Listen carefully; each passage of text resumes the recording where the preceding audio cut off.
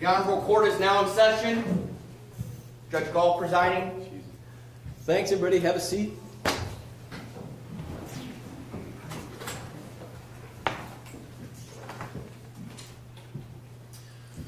All right, Joyce, you have all this case information? I do, thank you. All right, let's make a record then. So we are here now concerning the matter of State of Ohio versus Chase Cominsky and Jacob Runyan. And good morning, gentlemen. Mr. Cominsky is present in court this morning with his attorney, Mr. Kevin Spellacy. Good morning, Mr. Spellacy. Good morning, Hunter. Mr. Runyan is present in court this morning with his attorney, Mr. Greg Gentili. Good morning, Mr. Gentili. Good morning. And Mr. Rogalski is present on behalf of the government. Good morning, Mr. Rogalski. I see Mr. Gallagher is with you as well. Good morning, Mr. Gallagher. Good morning, Judge. We are here in our case 675007 for sentencing. We're in a prior date and time. Both Mr. Cominsky and Mr. Runyan entered guilty pleas to count 1 as charged, which is a count of cheating as a felony of the 5th degree with forfeiture specifications. Also to count 4 as charged, which is a count of unlawful ownership of wild animals as a misdemeanor of the 4th degree. Prior to taking the bench, I did have the opportunity to review the pre-sentence investigative report that was prepared in connection with these matters. And Mr. Gentili, Mr. Spellacy, gentlemen, did you also have the opportunity to review those documents? And if so, any errors, corrections, or omissions that we need to discuss? Judge, I did have the opportunity to review the documents, extremely thorough and very accurate. All right. I reviewed it prior to court today. I found it to be accurate. Thank you.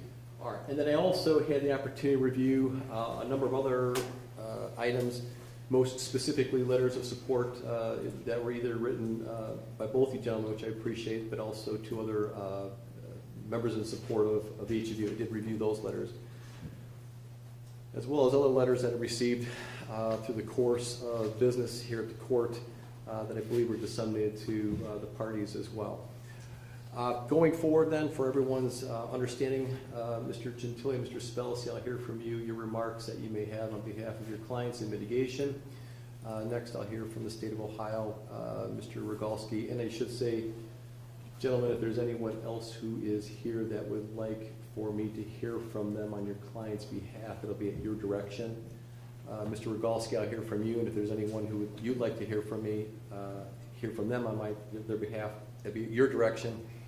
And then finally, gentlemen, you wouldn't be required to say anything to me, but if there's anything you would like for me to know, it'd be at that final moment in time, and I'll pass sentencing. With that, Mr. Spellacy, what would you like for me to know? Thank you, Judge.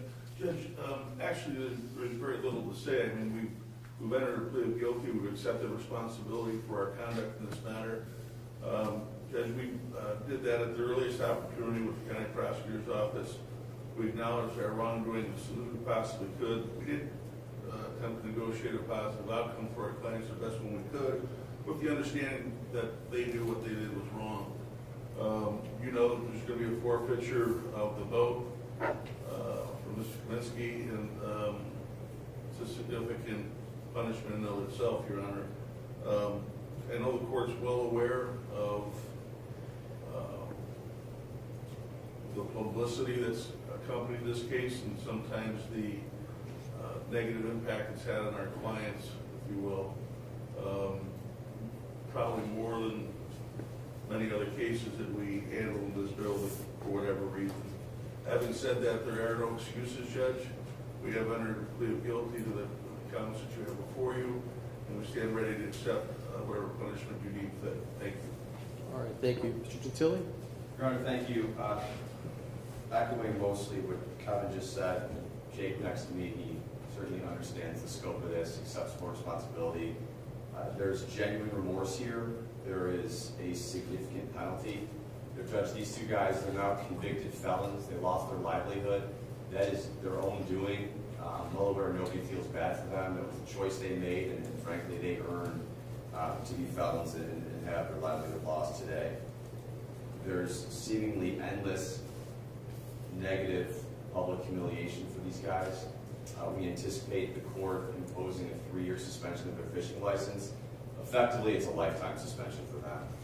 They're never going to be fishing in a tournament ever again. They know that. this isn't something that is going to end here today either. And judges, you know, many times people appear before you and sentencing is the final chapter they go on with their life. These guys are going to have to suffer this for forever. When they go on a date or when they apply for a job, anytime they're Googled, this case is going to come up. Your Honor, we're here to accept and respect whatever you decide with their fate today. Thank you. All right, thank you. Mr. Rogalski. Thank you, Your Honor. Podium.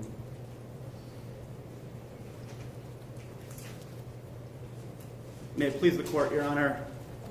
I want to make a few statements. I have a little bit over a 6-minute video that I'd like the court to see, explain the basis for the charges, and it's my understanding that one individual who is going to be speaking on behalf of the Lake Erie Walleye Trail, Jason Fisher, would like to make a victim impact statement, and that would then conclude the state's presentation, and the court could proceed with sentencing.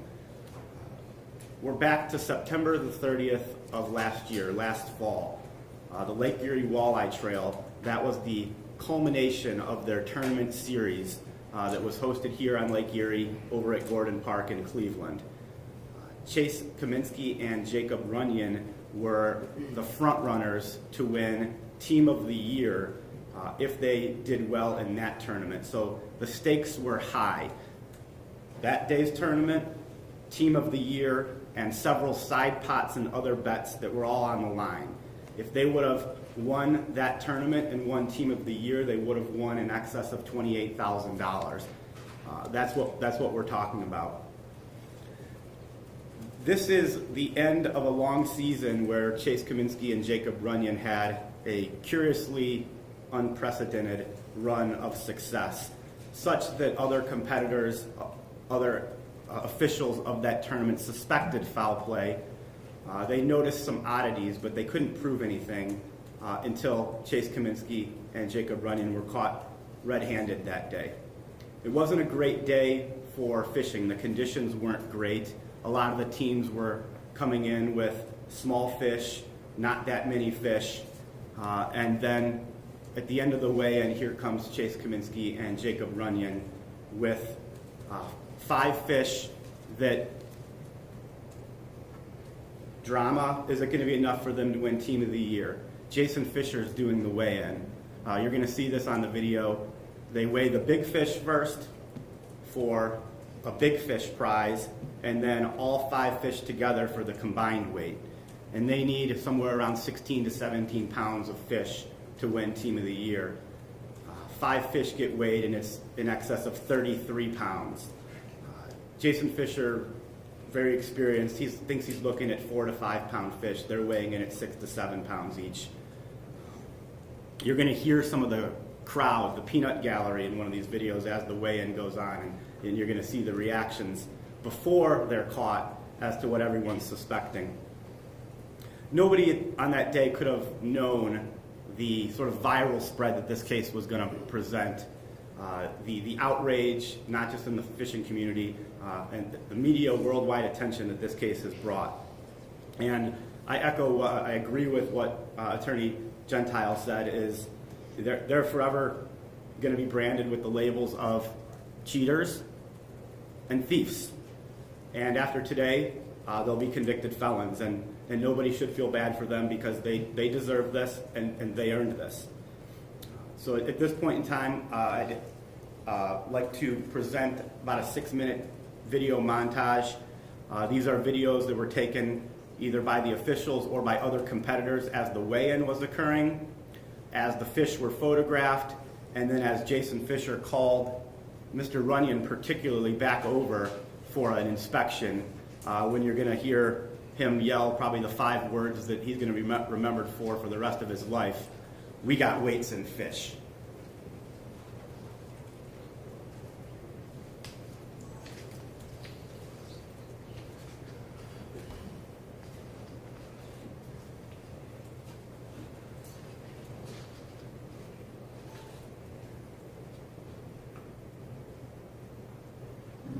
Boat number 12, we got Chase Cominsky, Jake Runyan, weighing a big fish.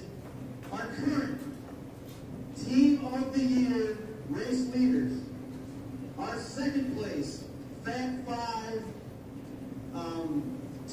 Second place bet 5. Weighed in a big fish.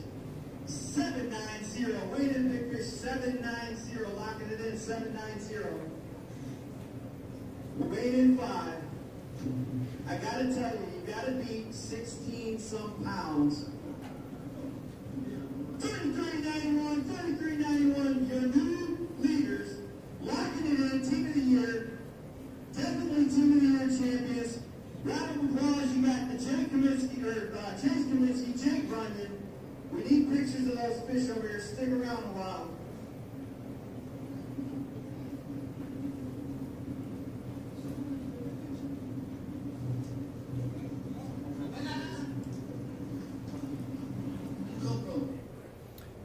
You hear some of the crowd yell, "Yeah, right," as 33 pounds comes up on the screen. I would caution and warn, the next few videos will have graphic language used.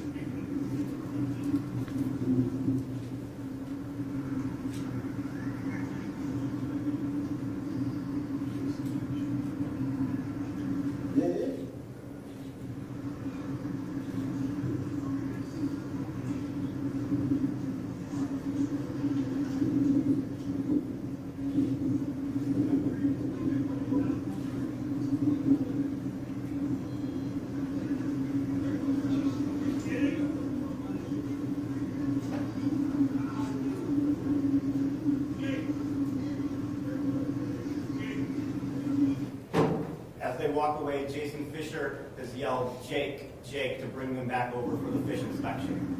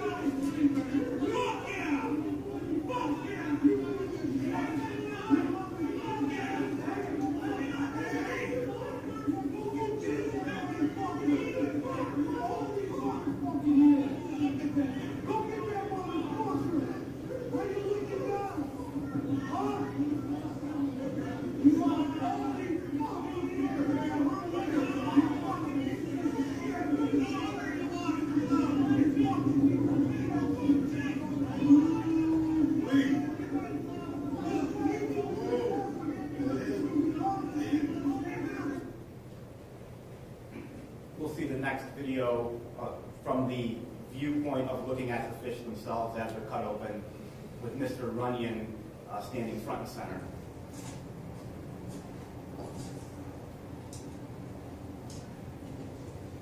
We got weights and fish! Get the fuck out of here! Get the fuck out of here! Really? Oh, you fucking kidding me? You're a piece of shit! You're a piece of shit! Get the fuck out of here! Fuck that! Fuck that! Yeah!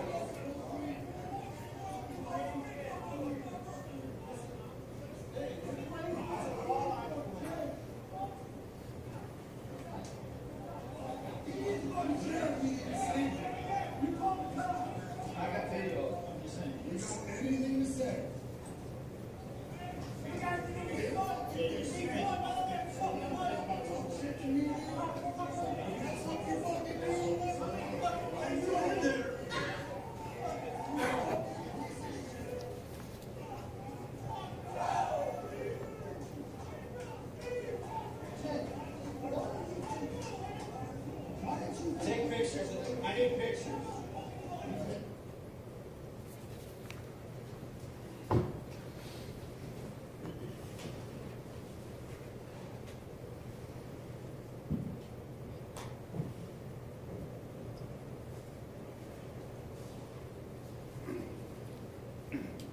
As you can see pretty clearly from those videos, Judge, namely the other competitors, they knew. Nobody believes that that day at Gordon Park was the first time that Chase Cominsky or Jacob Runyan cheated. It confirmed suspicions and it led to an outlet of rage.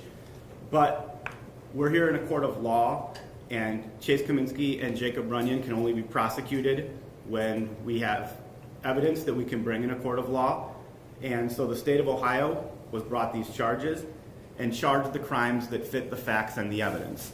And the plea of guilty that they entered in March reflects their conduct and holds them accountable for what they did in September of 2022.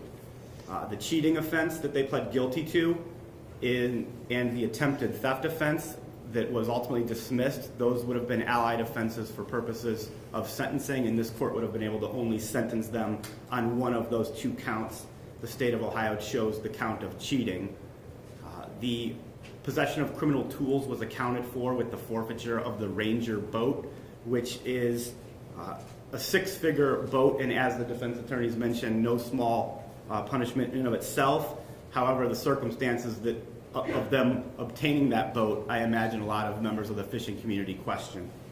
And then finally, you see in the last snippet of that video, the walleye fillets that they used to stuff the fish to add weight.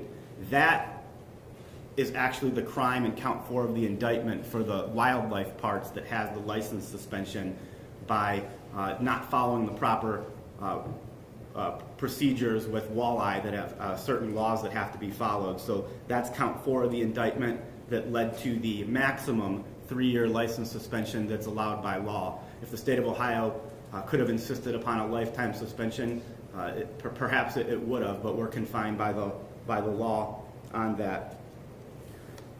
As Mr. Gentile mentioned, there's a lot of consequences that these individuals might suffer even above and beyond what this court's confined with sentencing. Nothing this court does is going to prevent private organizations or private clubs from ostracizing them, banning them, not allowing them into tournaments, and other collateral consequences that they'll suffer. The only last exhibits here that we have is with respect to the forfeiture of the boat. It wasn't just that was a boat that was won with improperly or fraudulently. The boat itself was an instrumentality.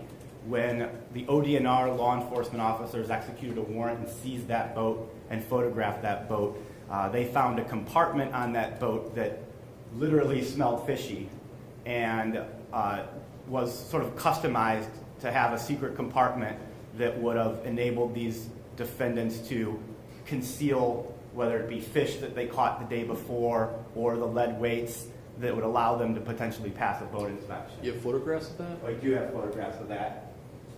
And so this is the Ranger boat, and I'm going to direct everyone's attention to where this Ranger bucket is here. There's a metal faceplate, and typically the screws have silicone around it that make it waterproof. And when ODNR inspected that, they were able to tell that someone had removed that plate, enabling there to be a compartment to hide stuff behind there, and that it smelled particularly foul when they opened it up.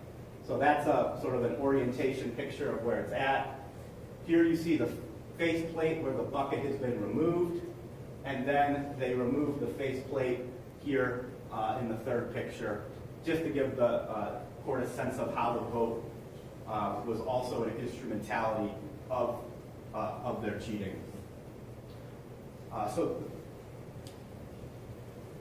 I appreciate the court taking the time to hear from the state of Ohio about this case. I think now would be an appropriate time to have Mr. Fisher, if he chooses to make a statement, come on up. I've instructed him to state his name and spell his name for the record. Sure, thank you.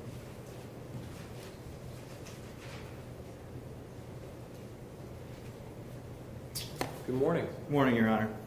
My name is Jason Fisher. You spell my last name Fischer. What would you like for me to know, Mr. Fisher? Your Honor, I just wanted to mention a couple things. First of all, I wanted to thank you and the prosecution and the Division of Wildlife for handling this matter seriously. It means a lot to us, and not that you wouldn't, but at the end of the day, it is a complaint generated by fishing. So we appreciate you guys taking the time to investigate properly. I run the Lake Erie Walleye Trail and the Walleye Fall Brawl. I've done that since about 2019. I've run tournaments, and in that time, I've run approximately 19 events. And I can list them all out, but I've been instructed to be brief here. The defendants in this case have won 9 of those events, and 11 top finishes in total. So over 50% of my events they've done well in. And I read a statistic somewhere that somebody who steals or is a thief gets caught approximately 1 out of every 48 times. I think it's been mentioned before by the prosecution that this may have not been the first time. Also, the fishermen and the anglers believe that. They believe that in their heart. They believe that in their mind. And not only what they were able to accomplish and the money that they were able to accrue by winning these events, it's not probable, and it's definitely not even possible. If I could ask you just a quick question before you move on. So you mentioned that you've supervised or Sure. These 19 events, I think you said, or is it 19 years or 19 events? 19 events. We Okay. run several of them each year. Have there been, other than these gentlemen, have there been any other multiple event winners? And if so, how many have those individuals won? So that was my next thing I was going to say, Your Honor. The next closest person to winning events is 2. That person had won 2. Had won 2 events. Gotcha. Okay. So in addition to my events, there are others. Sure. There are other people run other events, and there's been victories there. I also know that there's been several other events that these 2 have been violated for rules infractions and or polygraph tests. So there was always some form of smoke behind these 2. However, I treated them as my friends. I worked on their boats. I talked to them. I called them. I defended them many times against my own friends. And if there were friends sitting here today, they would say that I retaliated verbally against them by defending these guys. There was never any real solid evidence until September 29th, when, quite frankly, the fish that they weighed didn't pass the eye test, and I knew in my gut that I needed to do something.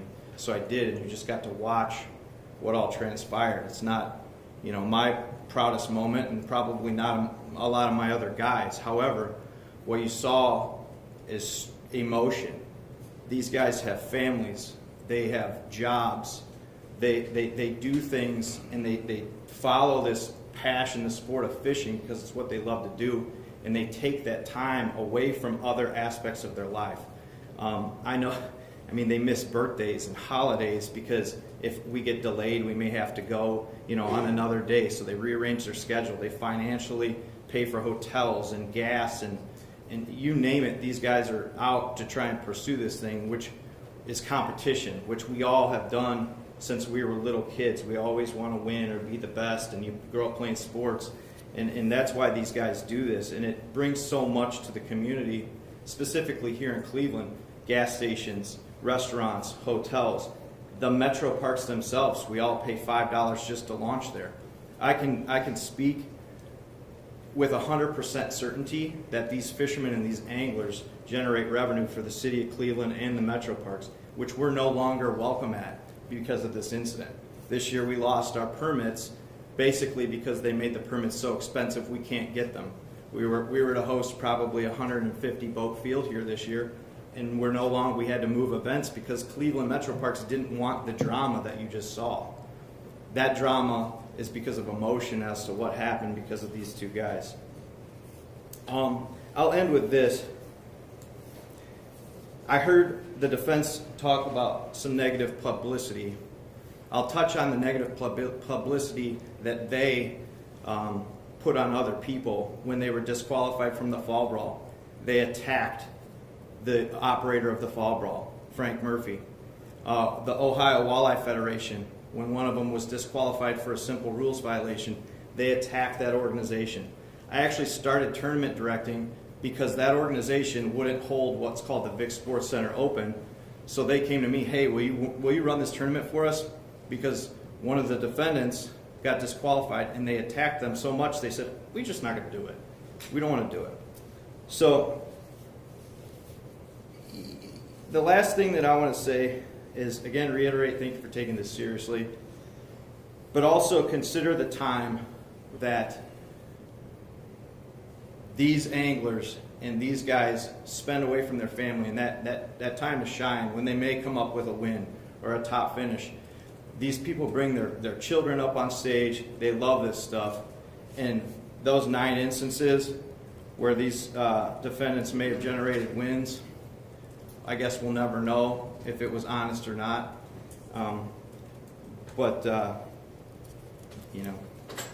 Obviously they owned up to this one, so we'll never know about the other ones. Thank you, Your Honor. So if I may ask, was that you on the video who cut open the fish? It was. Was it you also who said, hey, look, you just need to leave and everybody leave him alone? It was. Well, thank you for that, because just watching that, I could see, right, envision, mob mentality, but I appreciate your, it doesn't sound right to say your maturity, but your intellect to say, hey, look, everybody would stay calm and let's handle it the right way. So thank you for that. I appreciate it, Your Honor. Thank you. Anything else, Mr. Rogalski? Nothing further on behalf of the state, Your Honor. Thank you. All right. Mr. Cominsky, anything on your own behalf, sir, that you'd like for me to know? You don't have to, but it's up to you, sir. I just want to apologize to you, Your Honor. I want to apologize to my family, my friends, the fishing community. I feel embarrassed, super embarrassed. Because that bad action that we made is one we're going to have to live with the rest of my life. One my kids are probably going to end up seeing growing up that really hurts. I wish I could take it back. I wish I could go back to September 30th and redo things, but I can't. And I just want to apologize to everyone. My mother is my biggest fan. She's been there behind me my whole life. Without her, I wouldn't be nothing. And I know she's behind me, standing behind me, but I know she's upset with me. And that hurts the most too. I apologize to Jason Fisher. Me and him was pretty good friends, I would say. He took care of us. We had a lot of people talking down, and he did stand behind us. I just want to apologize to everyone. It's a bad situation, and it's something I wish I could say didn't happen, but I can't, Your Honor. I'm better than that. Definitely better than that. I'm sorry. Thank you. Mr. Runyan, anything you'd like for me to know on your behalf? Yes, Your Honor. Thank you. I too would like to apologize to Jason Fisher, Luke, all the other anglers. Everyone was affected by this. Again, like Jason said, this is embarrassing. I'm ashamed. Most ignorant decision I've ever made in my life. I apologize to my family as well. They were always rooting for me. And I'm sorry to everybody affected. Thank you. All right. Thank you.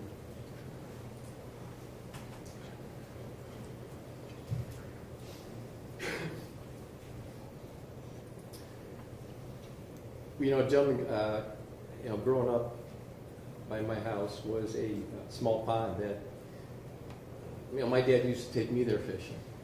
And I still drive past that pond occasionally and smile thinking about that. And sort of in a full moment circle, last year I had the opportunity to take him fishing up in Port Clinton, did a walleye charter. And to me, that's what fishing is all about. Those moments, those memories, those traditions. I've never fished in a tournament before, but watching the captain that we did last year, I think I can appreciate the individual skills that is required to, define the fish, right? To get one on the line, whether your lure that you use, actually get it in the boat. It's not that easy. You guys too have skills, but like so many other common criminals who come before me, you chose to use those skills in a nefarious way. The ancient Greek writer Sophocles wrote, "I would prefer to even fail with honor than to win by cheating." And really, at the end of the day, you're convicted felons and cheaters. After considering the purposes and principles set forth in sentencing, we'll find that you are amenable to community control sanctions. And for count one, would be put on Group B supervision for both of you. I'm going to impose a $2,500 fine, however, and court costs and supervision fees. I will suspend half of that fine, fees, and costs, provided that you guys make a like 1/2 charitable contribution to one of the 501c3 charitable organizations that focus on, fishing and children. There's Cast for Kids Foundation, Kids Fishing Foundation, Fish for Kids Charity Foundation, or the Ike Foundation. Any one or other of a foundation, a legitimate 501c3 organization that deals with children fishing. I will forfeit your license for the mandatory 3-year maximum.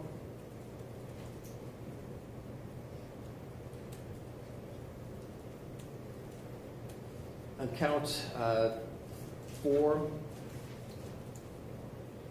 I give you a 30-day jail sentence, which I'll suspend. One of the criteria that I am to consider in every felony sentencing, one of the big issues is always remorse, which I do genuinely believe that you gentlemen are remorseful. I felt I read that in your letters to me, as I've indicated to you, and I do believe that. But there is a consideration for deterrence, which I think is also an equally important consideration. And so while I will give you each a community control sanction, I'm going to start you off with a 10-day jail sentence. My deputies are in the courtroom, Mr. Brown. Anyways, we'll start you out with a 10-day jail sentence, after which, upon your release, you report to probation, begin your supervision. I don't recall where you gentlemen reside, and so if there's a need for courtesy supervision, we will certainly authorize that. Anything else, Mr. Rogalski? I want to make sure that we get out the record, the journal entry, the forfeiture of the boat to the Division of Wildlife. And the trailer. And the trailer. Right. Gentlemen, you take these men into custody for a 10-day jail sentence. Anything else, Mr. Gentili? Judge, is there a length of the probationary term? It's a Group B, which is for 1.5 years. If they violate, they're looking at a 12-month prison sentence on count 1. I've given them the credit for service on count 4. Anything else, Mr. Spellacy? No, Judge, thank you. All right, thank you, everyone. We'll be in recess. Thank you, Your Honor. All rise. Court is now in recess.